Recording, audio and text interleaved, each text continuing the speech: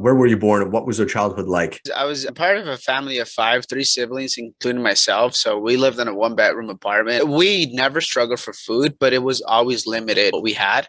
We had a roof on our table, and that was like kind of food, just regular things. It was raised in a Hispanic community in Los Angeles, maybe like 10, 15 miles from downtown LA. It's all fully Hispanics. We're raised in this environment where we're taught how to work, which is not a bad thing, right? But we're taught how to be a good employee. We're taught how to be a good student. We're not taught entrepreneurship. Honestly, if you made it through high school, you made it.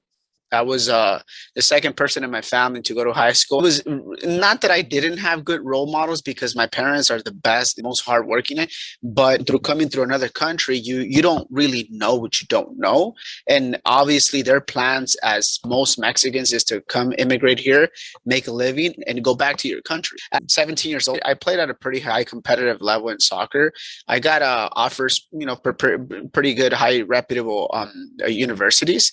18 years old, I made a mistake and I was driving under the influence and I hit a lady, and it was a hit and run and I got incarcerated. I did about 600 hours of Caltrans, which we cleaned the freeways and stuff.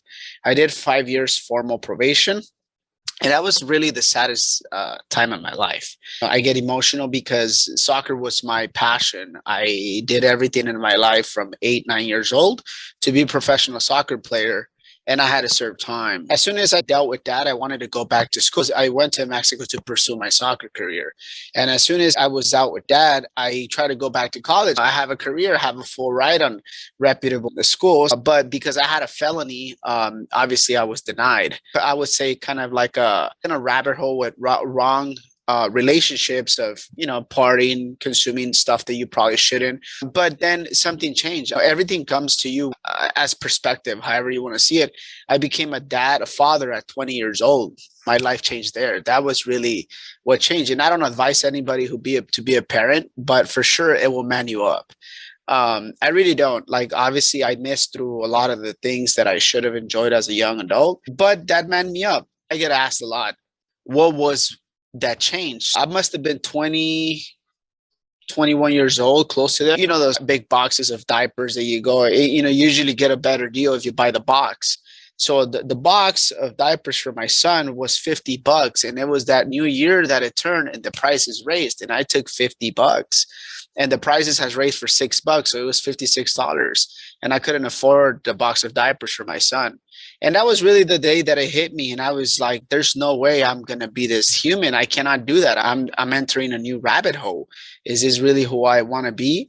So that really kind of changed my life. I always did like side hustles, legal ones, of course. Anything I could sell on eBay, I just kind of did for myself. I always found something to sell. It was 2011 when I launched my first business with my first partner. How old were you when you launched your first business with your partner, and what type of business was it? It was also a trucking company. So we only had one truck, but we had a brokerage. So we were able to broker a lot of freight, that we didn't own the trucks.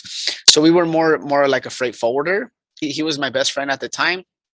We both worked for a company and we decided to do our own thing, right? We had such massive success for like a year and a half. I would say core values fallout. It was in a hustle. We were both hustlers.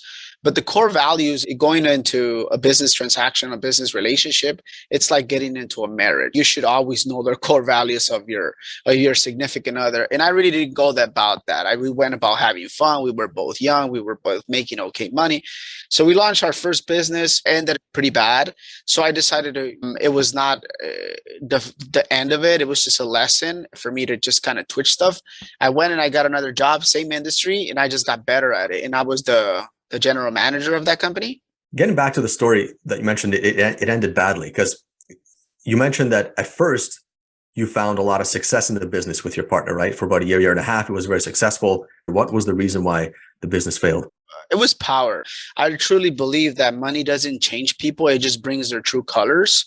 So I didn't see all these things, but once money came in, I don't believe it changed me because I come from a family that never had money, and then just power. You know, a little person that had more power, and you look down on you. And my situation between a felony, between lawsuits that I still had, I couldn't have anything under my name, so that kind of gave a lot, more power to the other person. It just ended up I went to work, and everything was confiscated, and the police was there that I couldn't arrive to work. So it was just a lesson. And again, I truly believe whatever doesn't break you makes you stronger. And I went to work for a friend of mine. There's nothing wrong with that. You put your ego down and you go and you do the best of it, whatever your job is. And I see a lot in certain people that they just go for a paycheck. But no, I really truly believe that the way you do anything is the way you do everything.